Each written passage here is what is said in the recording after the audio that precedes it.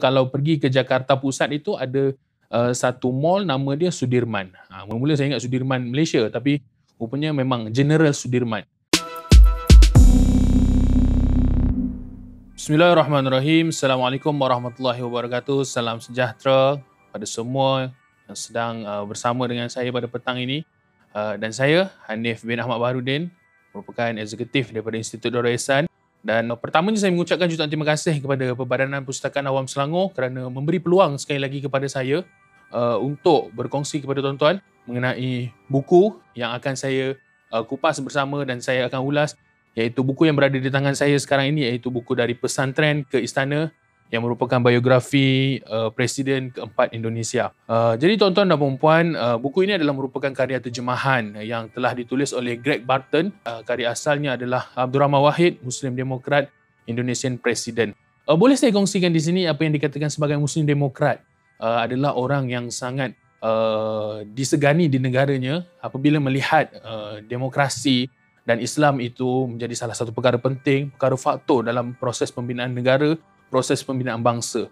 Kalau di Indonesia sendiri, Abdul Rahman Wahid antara Muslim Demokrat dan Presiden sebelum beliau adalah Baharudin Yusof Habibie diangkat sebagai Muslim Demokrat. Dan di negara kita Malaysia juga terdapat seorang Muslim Demokrat yang diiktiraf, iaitu Datuk Seri Anwar Ibrahim, dan negara jiran kita Prof. Surin Pitsuwan yang telah pun meninggal dunia. Dan di Turki ada Abdullah Gül dan juga Rashid Ghannouchi di Tunisia. Dan ini adalah tokoh-tokoh Muslim Demokrat yang diiktiraf di dunia. Dan Abdul Rahman Wahid adalah salah seorang daripadanya. Dan Abdul Rahman Wahid ni, menariknya, Gus Dur ini, kenapa diangkat menjadi presiden adalah kerana beliau adalah salah seorang presiden yang pertama diangkat melalui demokrasi, melalui pemilihan pilihan raya selesai daripada pemilu dan diangkat MPR, Majlis Permusyawaratan Rakyat. Dan ini merupakan adalah salah satu reformasi demokrasi bagi rakyat Indonesia dalam politik. Kita tahu Presiden Indonesia pertama Soekarno telah memerintah dalam tempoh yang sangat panjang, kemudian diganti oleh dengan Suharto yang dikatakan sebagai pemerintahan kuku besi, dan kemudian terus digantikan dengan B.J. Habibie, protege kepada Suharto, dan selepas itu Gus Dur mengambil alih melalui pemilu dan kemudian digantikan dengan Megawati Soekarno Putri, dan kemudian Susilo Bambang Yudhoyono, dan sekarang Presiden Indonesia adalah Joko Widodo. Jadi melalui buku ini ada 5 bahagian yang menceritakan mengenai Abdul Rahman Wahid ini daripada biografinya. Yang pertama diterbahagi kepada 5 bahagian. Bahagian pertama adalah bagaimana menceritakan Abdul Rahman Wahid ini berdasarkan kelahirannya daripada pesantren dan melihat siapa keluarganya. Dan bahagian kedua menceritakan tentang pembentukan seorang cendekiawan, bagaimana seorang Presiden Indonesia ini, Gus Dur ini, bukanlah sekadar Presiden Indonesia yang arif tentang politik, tapi bijak keintelektualannya, bijak dalam keilmuannya. Dan kemudian yang ketiga akan mengenai Islam dan kemodenan. Bagaimana Gus Dur ini membawa peralihan Islam ke dalam Indonesia, bagaimana beliau mampu menjadikan Islam relevan pada ketika itu, dan itu adalah antara faktor yang menyebabkan Greg Barton ini mengkaji beliau sebagai salah satu orang yang terlibat secara langsung dalam tradisi perkembangan Islam di Indonesia.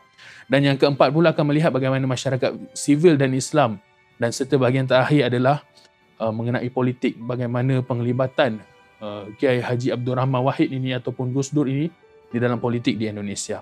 Jadi tuan-tuan dan puan-puan, Gus Dur merupakan anak kepada Wahid Hashim. Wahid Hashim ini adalah antara pejuang yang memperjuangkan kebebasan Indonesia daripada Belanda. Siapa yang duduk bersama Wahid Hashim ini?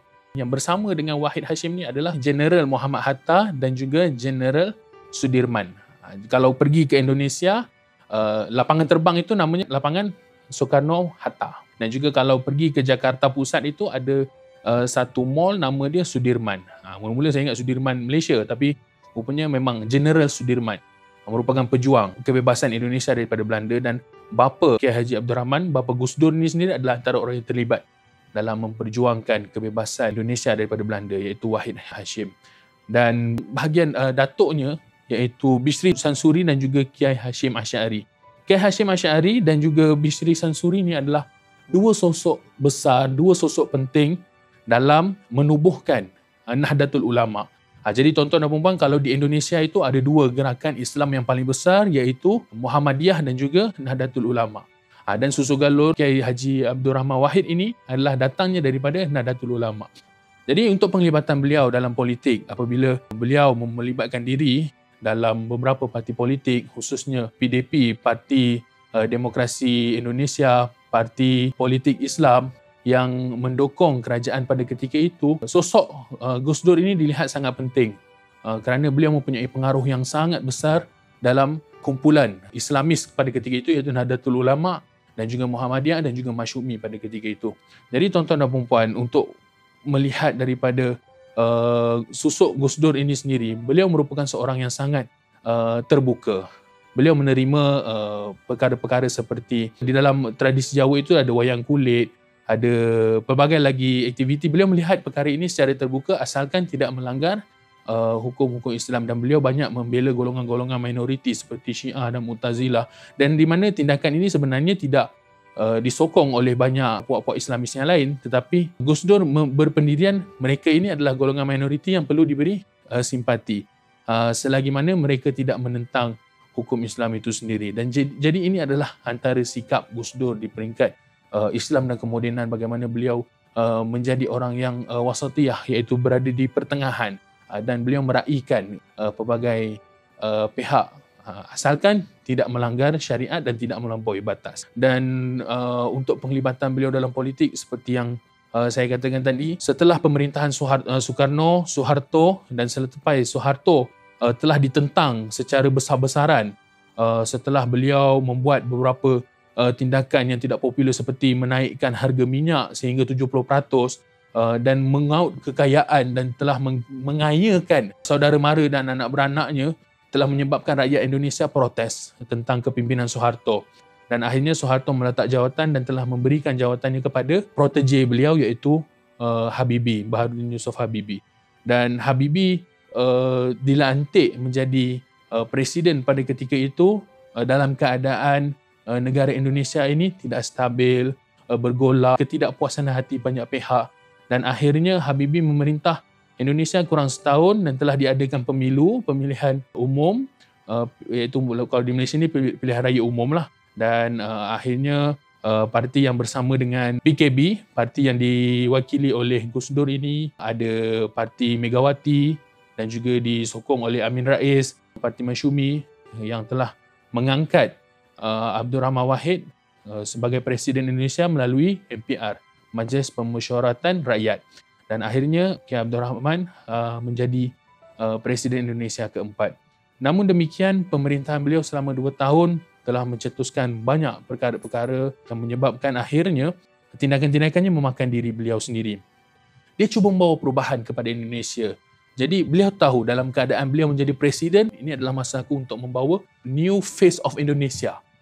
Namun demikian, setelah masuk ke tahun 2001, beberapa tindakan beliau yang dilihat tidak disenangi, antaranya adalah apabila Gus Dur ini dilihat banyak berjumpa hampir ke semua negara ASEAN di sekitar Indonesia, Malaysia, Singapura, Brunei, Thailand, Vietnam, Qatar, dan di sekelilingnya melihat Gus Dur menyalahgunakan kuasa yang dia ada. Gus Dur menjawab dan menyatakan bahawasanya perjalanan beliau ke luar negeri ini adalah gunanya untuk mempromosikan wajah baru Indonesia. Jadi itu adalah usaha yang dibawa oleh Gus Dur, namun disalaherti, dan akhirnya itu menjadi salah satu sebab beliau telah dijatuhkan pada 2001 sebagai Presiden Indonesia. Dan setelah beliau turun sebagai seorang Presiden Indonesia 2001, beliau terus disanjungi, beliau terus diikuti dan menjadikan sebagai rujukan kebanyakan pihak dalam memimpin negara kerajaan Indonesia, Republik Indonesia ketika itu. Dan antara perkara yang boleh saya kongsikan yang terakhir, bila bercakap mengenai Kiai Haji Abdul Rahman Wahid, ada 2 perkara yang saya sangat kagum. Yang pertama, perkara yang sangat saya kagum adalah hikmah beliau dalam membuat keputusan. Beliau tidak melihat perkara ini untuk menguntungkan beliau. Beliau tidak mengambil satu tindakan itu menguntungkan keluarga beliau. Tidak mengambil satu keputusan ini menguntungkan Nahdlatul Ulama. Tapi setiap keputusan yang diambil berdasarkan hikmah beliau ambil adalah untuk kepentingan semua orang. Dan yang kedua adalah kerana silaturahim yang beliau jalinkan daripada beliau kecil hingga beliau meninggal, dan beliau menjaga hubungan dengan kebanyakan pihak. Walaupun musuh, beliau tetap jaga. Cumanya apa yang boleh saya highlight, apa yang Greg Button kata, jika seseorang itu menjadi kawan, Gus Dur akan menjadi lebih kawan daripada kawan. Dan kalau seseorang itu berdendam, Gus Dur akan menjadi lebih pendendam daripada orang yang berdendam dengan dia. Jadi itulah sikap Gus Dur yang boleh saya kongsikan. Jadi tuan-tuan dan puan-puan, untuk sebuah buku yang baik ini, kalau nak diberi rating, saya berikan 4/5 untuk buku dari Pesantren ke Istana ini. Tuan-tuan puan-puan boleh dapatkan buku dari Pesantren ke Istana ini yang merupakan biografi Presiden keempat Indonesia. Bagaimana untuk mendapatkan buku ini? Jadi kalau tuan-tuan berminat untuk membuat pembelian, boleh hubungi bahagian pembangunan koleksi di nombor yang tertera di skrin dengan harga RM55. Dan saya ingat itu adalah harga yang sangat berbaloi jika nak dibandingkan membeli karya asalnya dalam bahasa Inggeris yang saya ingat mencapai ratusan ringgit. Dan jika berminat dengan audiobooks, boleh dapatkan di laman web Nusantara Audiobooks. Boleh pasang dalam kereta, boleh dengar sebelum tidur, boleh dengar sambil mandi, kan, pasang speaker dan sebagainya. Boleh manfaatkan audiobooks ini sebaiknya. Jadi tuan-tuan, saya ingat itu sahaja untuk perkongsian saya mengenai ulasan buku ini. Semoga memberi manfaat kepada tuan-tuan dan puan-puan. Terima kasih kepada Badan Pustakawan Selangor untuk peluang ini. Jadi tuan-tuan dan puan-puan, insyaAllah kita akan bertemu lagi untuk ulasan buku yang seterusnya. Sekian, wabillahi taufiq wal hidayah. Assalamualaikum warahmatullahi taala wabarakatuh. #Malaysia Membaca, #Selangor Membaca.